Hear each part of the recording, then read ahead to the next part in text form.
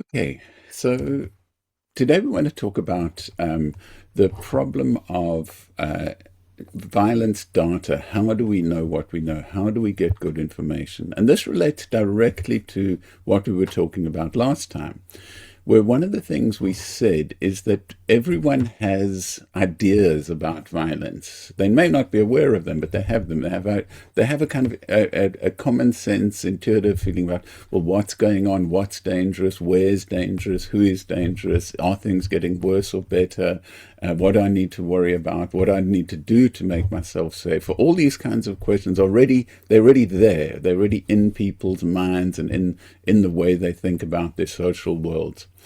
And we said the problem with this was that people are not really fully aware of what it is they believe, and they don't know why they believe what they believe. It just seems to make sense. It just seems to be kind of right because that's what other people believe, or that's what the media says, or that's what their particular kind of cultural background seems to say.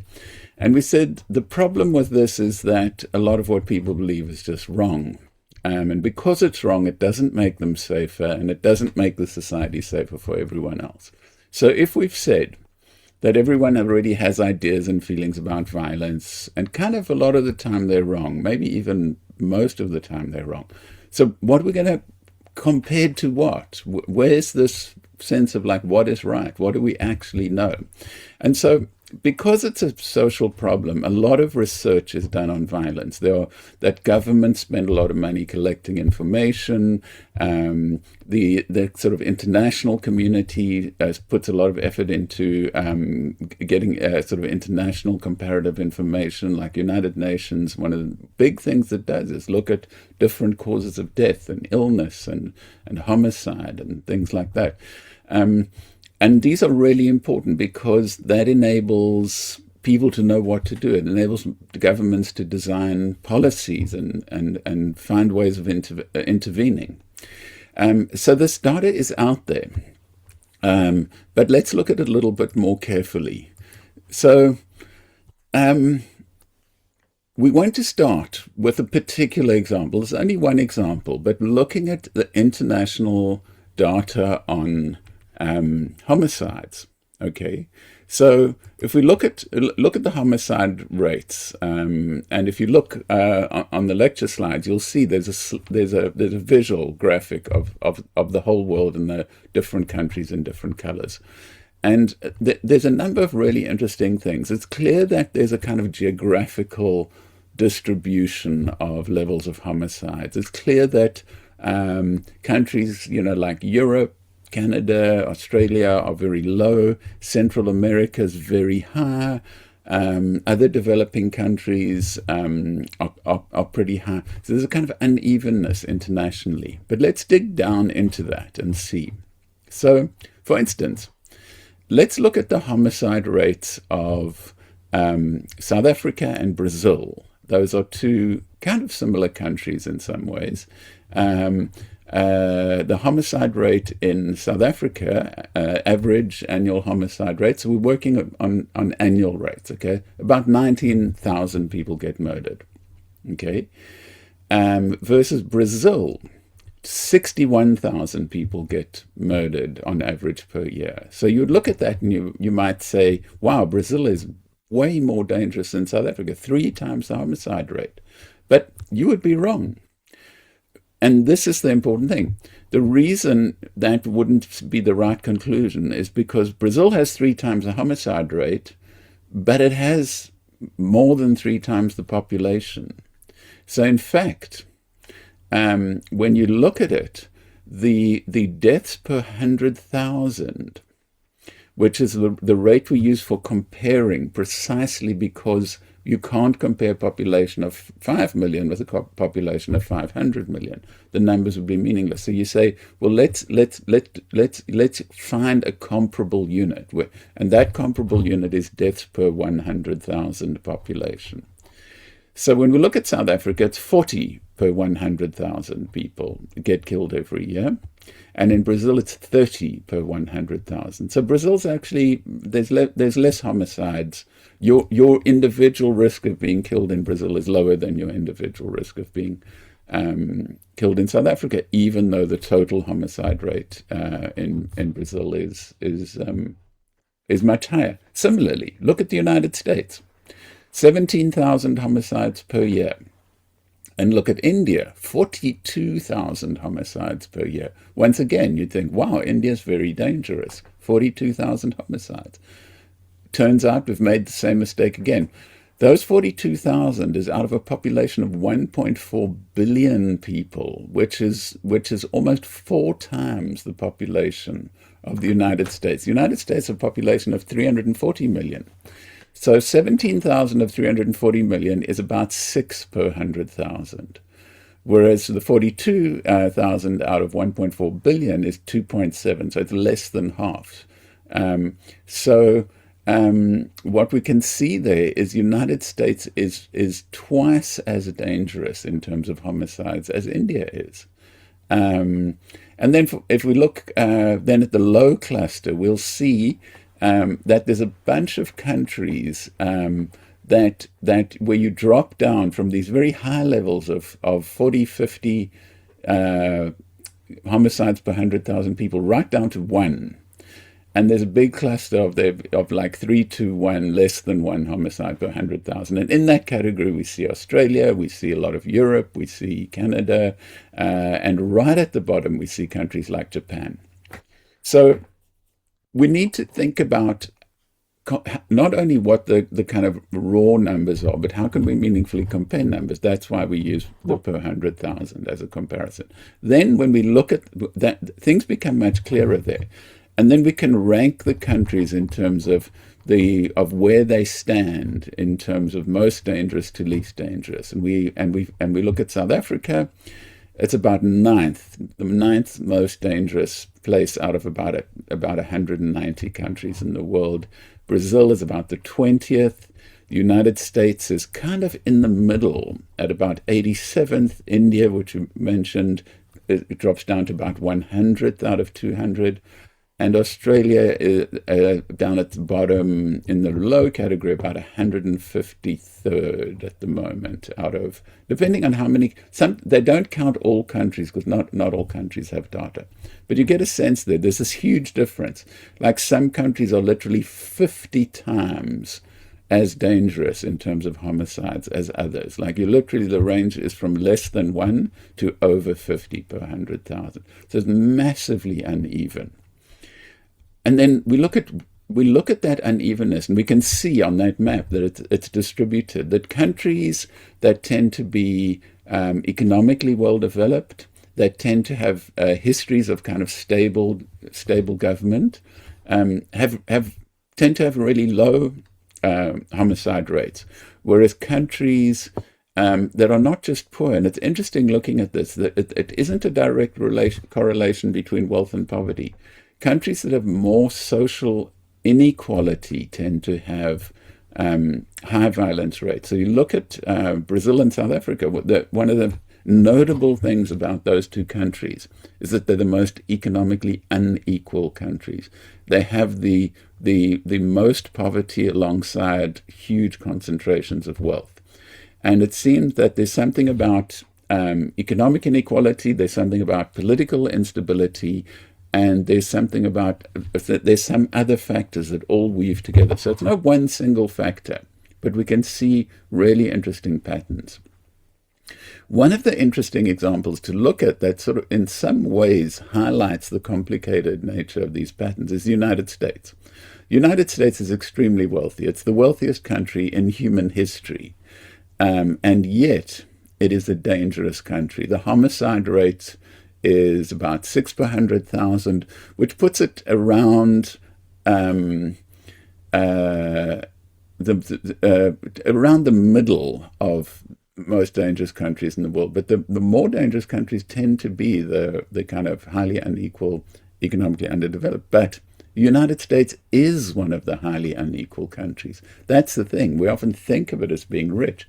But in fact, the wealth in the United States is massively concentrated in amongst the rich and not evenly across the society. So in fact, there are a lot of poor people in the United States. There are a lot of people living under very difficult circumstances, while for the first time in history we see billionaires, and now there's entirely new category, the emergence of the trillionaire as a category of wealth. And so a handful of people own most of the wealth, creating massive inequality. The United States is also, unlike most other developed countries, underinvests in social welfare. Universal public health and things like that are not there. The minimum wage is very low. Labor protection is very weak. So it's in some ways, although there's this concentration of wealth, it's a precarious society. It's a society where people face a lot of challenges, and economic success is not guaranteed. And this is perhaps one of the factors that contributes towards it being a high violence society. Another factor we're going to look at in the future is it's also an extraordinarily sort of gun-happy society. It has by far the highest ownership of private firearms in the world. In fact, most of the private firearms in the world are owned by people in the USA. So we'll talk about that completely separately next week. So we see there's this unevenness. It seems to relate to a whole lot of different underlying factors that we want to talk about. Economic inequality, political instability, social cohesion, things like that. Okay, but moving on from there, let's reflect on this. We've only talked about homicide, and statisticians like homicide because it's a good, hard, reliable thing, because we can count homicides pretty accurately. It's very easy to know whether someone is alive or dead. This is what the basic reason why homicide stats are so useful. And a lot happens when someone dies. Like everything in their life changes. Their life ends. Everything about their taxes and their government records and their social welfare all change. So it gets documented. It affects the people around them, so they report it.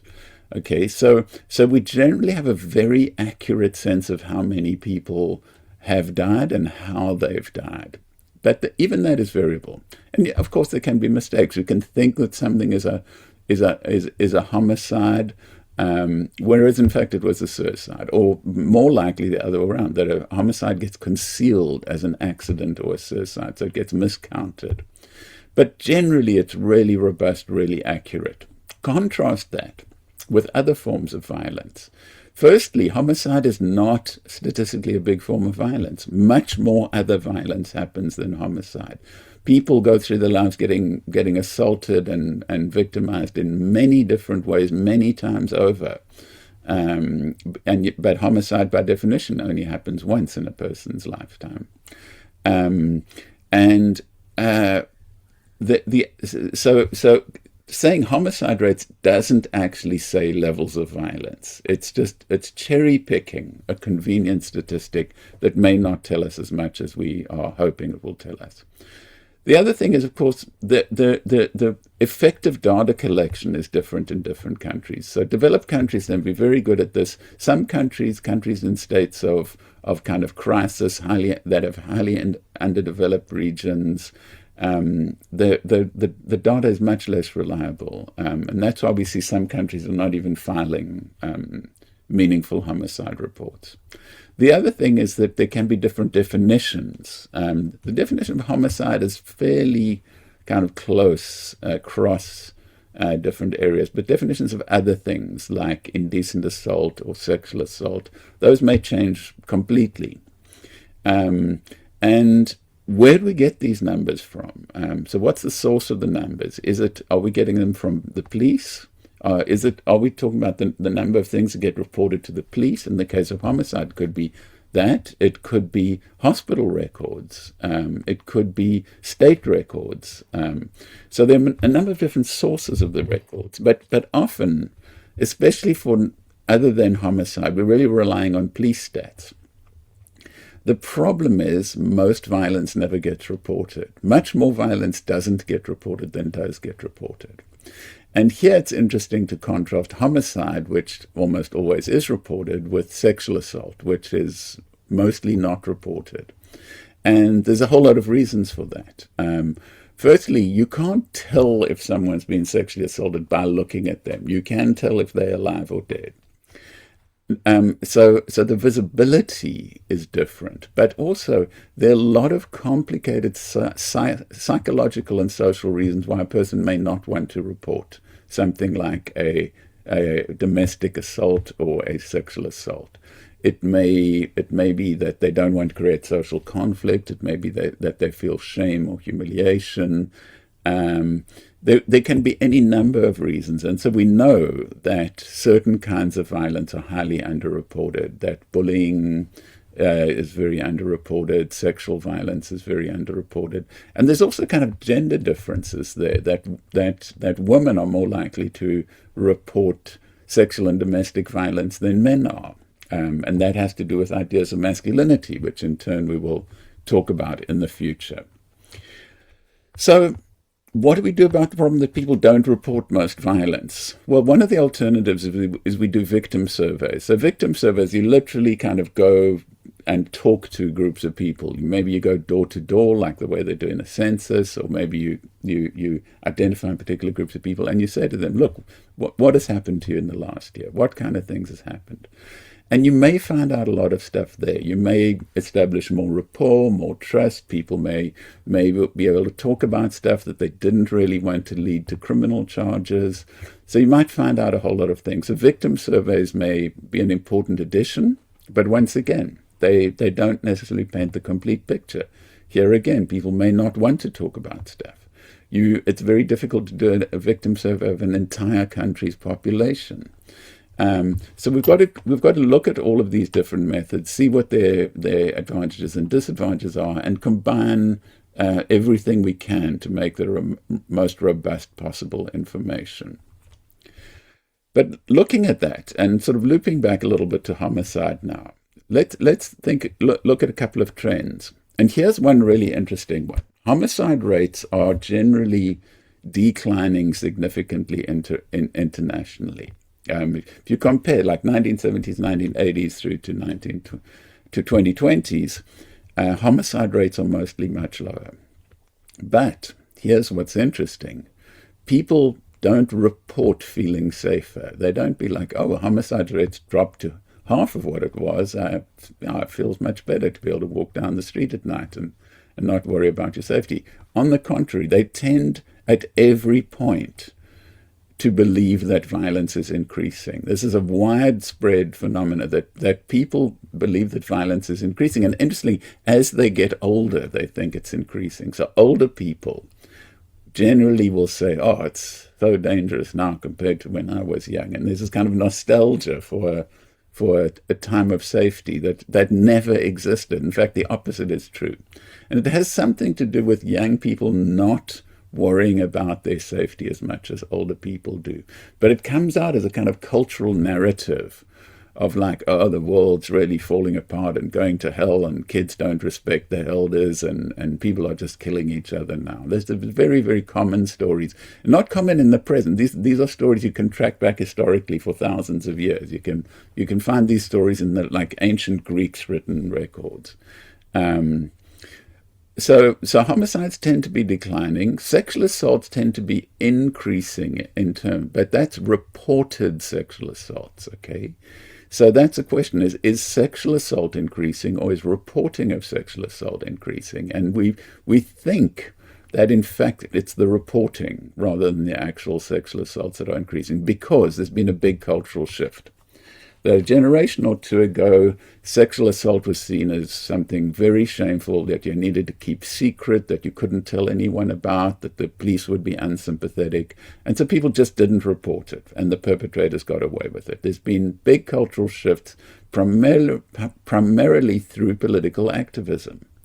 Feminists, women's rights movements have really fought to get sexual assault recognized. So now sexual assault numbers seem to be up, but it doesn't necessarily mean that sexual assault is up. What it means is that survivors of sexual assault are getting better justice than they used to. That's not to say they're getting good justice yet, but it's much better than it was. So we need to look at the context of the patterns. We're also seeing moves towards more inclusive definitions. So the definitions of assault, the definitions of bullying tend to be more inclusive. We've moved away from, purely physical injury-oriented violence towards psychological, emotional violence, towards other kinds of harm. So we're moving over the decades to a broader and more inclusive forms of violence. We're also seeing entirely new kinds of violence happening. So things that technologically didn't exist 20 years ago, cyberbullying, technologically facilitated sexual harassment, and now a whole kind of generation of technological weapons, of killer drones, of automated AI military systems that are capable of killing in ways that didn't exist before. So we see these shifts. But what's interesting is the tension between what's happening and what we can show is happening through rigorous research and what people feel like is happening.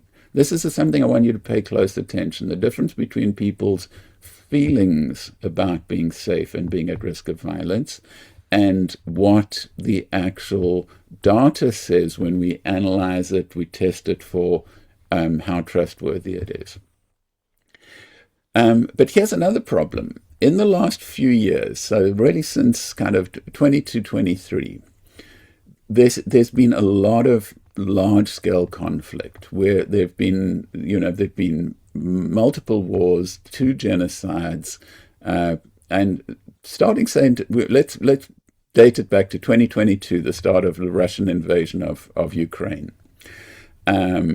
And so there's been masses of deaths there. In that war, in the Sudan genocide, in the Gaza genocide, these are huge numbers compared to homicide numbers. And bear in mind that homicide rates don't include deaths in war and genocide. So if Ukraine gets invaded and 200,000 people are killed, those are not counted as homicides. That's a completely different category. Okay, and so you can compare Russia and Ukraine together. We're having an annual homicide rate of about 12,000. Since the conflict started, the deaths in that conflict have been closer to 200,000. So it's kind of 10 times the number of people getting killed in the war that were getting killed otherwise. Okay, so we now think that it's about 700,000 people, mostly Russian soldiers, being killed in that combat. Sudan, the civil war escalating into genocide from 2023 through to 2026. The numbers are pretty varied, 150,000 to 400,000. It's a big gap. That somewhere between those two numbers, the number of people that have been killed. So why is it so inaccurate? Why is it, if it was 150 to 180,000, it's not 150 to 400,000 are the calculations. Well, firstly, it's an underdeveloped country with a highly dispersed kind of population, poor rural infrastructure. So a lot of the time we don't know what's going on in places. And so it's very hard to calculate. The other thing that's going on is that as the kind of conflicts develop, the essential infrastructure to even be able to, to have a hospital to take an injured person to, or a morgue for a dead body to go to, those increasingly just stop existing. So it becomes really hard to calculate that. And we really see this in the genocide in Gaza, where from 2023 to 2026, the estimates are between, on the lowest side, 70,000, and on the highest side, 700,000 or more. That's a 10-to-1 difference. So how can there be such a huge difference in the number of deaths in the Gaza genocide? And that relates to a number of things. Okay, firstly, that initially, as the genocide started, we saw very, very clear and consistent increases in death rates. and the means for measuring how many people were killed were very, very rigorous. You had to have a body that could be identified, that a doctor could sign a death certificate, that person had an ID on the population register. And so we initially saw in the first few months of the genocide the numbers going up astronomically, and then they seemed to kind of stop going up. And the numbers that were being recorded were from the official health ministry.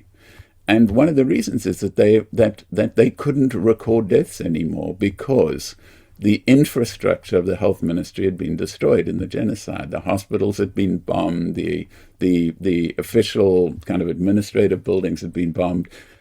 And so many people have had to flee. Almost everyone had to flee from their homes. So that people weren't there to identify each other. So it wasn't like, oh, I know that this guy was my neighbor, he got killed. It was like everyone's dispersed, and there's no the official sort of mechanisms for identifying dead bodies, people to verify, doctors to verify death, and obtaining the dead body and getting it to a facility where it can be identified. That just collapsed in the absolute the total kind of annihilation of the infrastructure of Gaza.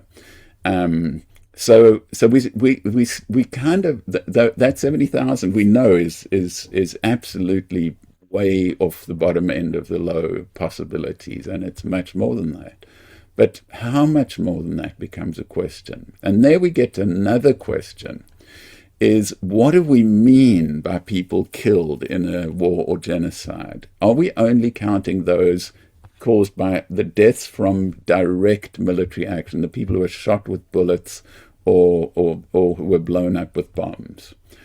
Or is it everyone that died as a result of everything that happened, everyone who wouldn't have otherwise died? And we refer to this as excess deaths, that often you'll see that when people go in and analyze something, they won't talk about the sort of, the military deaths. They'll talk about the excess deaths, which means the people who would still be alive if there hadn't been that war. Maybe they were shot, maybe they weren't. But often a large number of people die from things like the war destroys the hospitals, it destroys the agricultural land, it destroys the food supply, it destroys the water supply, destroys the medicine supply, destroys the shelter that people have. And so people start dying from that secondary stuff, that suddenly people are living in tents, they're getting pneumonia. There's no antibiotics to treat the pneumonia. There's no hospital to go to. And so they die. They didn't die from a bullet, but they died from the war or the genocide. And this is particularly serious in the cases where there are blockades, like Gaza. So in fact, probably the massive majority of deaths in Gaza were because of the blockade, because there was a deliberate destruction of the water infrastructure, there was a deliberate destruction of farmland, there was a deliberate bombing of all the hospitals. There was a deliberate prevention of medical supplies getting in, targeting of medical personnel, and so the capacity of people to live got destroyed, and so the number of deaths from preventable disease, malnutrition, dehydration suddenly go through the roof, and that's where these 700,000 numbers. Those are the estimates of excess death as a result of the state of siege. And that's the difference between a war and a genocide, that one of the definitions of genocide is not just killing all the people in a group, but destroying the conditions necessary for people to live. When a particular force destroys the infrastructure for someone to be able to survive, that they don't have shelter, water, medicine, food anymore. And so when we start looking at the excess deaths, we get completely different numbers if we just look at the direct deaths. So that really helps us understand one of the things that leads to these very variable estimates, because they're estimating different things using different factors. And of course, there's a political interest often behind these numbers. So the aggressor wants to keep the numbers low. The victims want to try and record as many victims as possible. So there's an attempt to kind of cover up deaths by people causing deaths in exactly the same way that in a suburban homicide, the murderer, tries to not have it identified as a murder. But this happens on a large scale too. So you have these massive propaganda systems, misinformation systems, spreading misinformation and undermining the kind of reputable sources of data. Okay, so that's a lot of different things to think about in terms of what do we know. We know a lot of stuff. We've got very good data on homicide rates. We know that it tends to be decreasing rather than increasing. We know that sexual violence reporting is increasing, but we're not sure if sexual violence itself is increasing. Probably not. Violence against children is probably going down, but the increasing is definitely going up. Things like that. But when we compare, like homicide rates in a normal society, they are incredibly low compared to death rates in wars and genocide. The difference is incomparable. And so we need to take seriously, as a problem of violence, why do these mass violence, civil wars, international wars, genocides happen? And we also need to think about, what about the other mass killings? What about the Christchurch massacre? What about the Bondi Beach massacre? Are those a significant part of our overall homicide rates? And what's interesting about them is that although they are very important and meaningful events, they actually practically don't contribute to the homicide rate. Christchurch did. It radically increased New Zealand's homicide rate for that year. But even Bondi didn't dramatically change the average Australian homicide rate. It was about 250 a year. So maybe it changed it from 235 to 250. Statistically, that's a small change. Obviously, existentially, it's the end of the world for the families of the people who are affected and for the communities that feel persecuted. It's hugely important for them. But from a sort of science point of view, it isn't necessarily a major cause of death that we need to change the entire justice system to focus on that rather than the overall patterns of death. Okay, so there are a number of different things for us to think about. And I want to leave you with a couple of thought experiments. I want you to imagine, like, what does it mean to move beyond violence while we're thinking about these? So here's one thing. Can you think of something that might be considered a violent crime in the future that isn't a violent crime now? So is there something that in the future people would look back and say that is a violent crime, but now we don't regard it as being one? What would such things be? Because changes like that happen. So think about that. Another imaginative exercise. Think of responses to violence that are themselves also violent. In what way do individuals or societies respond to violence in ways that are also violent? And does that include the way the state, the way the criminal justice system responds to violence? And contrast that with trying to think of ways that we might respond to violence that are not violent, that are non-violent, that de-escalate violence. And in doing that, this is where I want you to end up, is think about possible future responses to violence that are preventative rather than punitive. Remember last time we were saying that Gilligan was critiquing our criminal justice system as being punitive.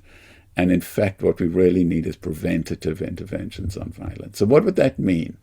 A non-violent, non-escalating, preventative intervention into the problem of violence.